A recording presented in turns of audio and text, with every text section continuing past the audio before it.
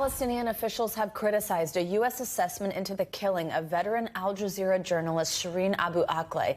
It says she was likely shot by Israeli forces when she was covering a raid in the occupied West Bank, but that a definitive conclusion could not be reached. Last month, the UN Human Rights Office said its investigators has found she was killed by Israeli forces. NBC News global correspondent Raf Sanchez joins us now from Tel Aviv. Hey, Raf, good morning.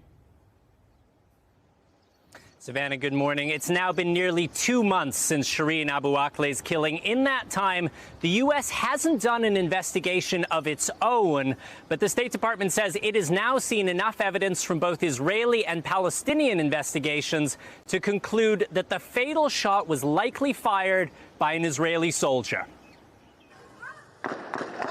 This morning, partial answers to the question who killed veteran Palestinian-American journalist Shireen Abu Akleh. The State Department concluding it's likely she was shot by Israeli troops while covering a raid in the occupied West Bank in May. Impossible to know for certain, the department says, because the fatal bullet was so badly damaged, ballistic testing didn't work. Abu Akleh's crew from Al Jazeera, who were with her at her death, have been saying for nearly 2 months she was killed by Israeli fire. But the U.S. found no reason to believe the shooting was intentional. Israel's military saying the source of the fire that led to the death of Miss Abu Akleh could not be determined. For now, no individuals held accountable. It's not enough for a family seeking justice. The U.S. hasn't done its obligation to protect its citizen, and it hasn't carried out an investigation like it should when other American citizens are killed abroad.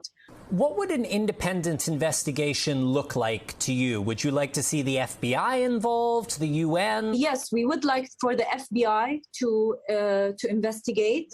Abu Akleh was one of the Middle East's most prominent journalists. At her funeral, mourners attacked by Israeli police. They said they were responding to rock throwing. And in Congress, lawmakers calling for answers.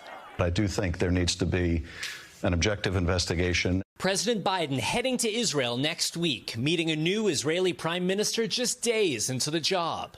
A summit now shadowed by the killing of an American, likely by Israeli fire. Now, Abu Akleh's niece told me she hopes President Biden will make time to meet with her family when he's in Jerusalem next week. Not clear that's going to happen, but she says she hopes either way the president will speak out and demand accountability for her aunt's killing. Savannah? All right, Raf Sanchez, thank you so much. Thanks for watching our YouTube channel. Follow today's top stories and breaking news by downloading the NBC News app.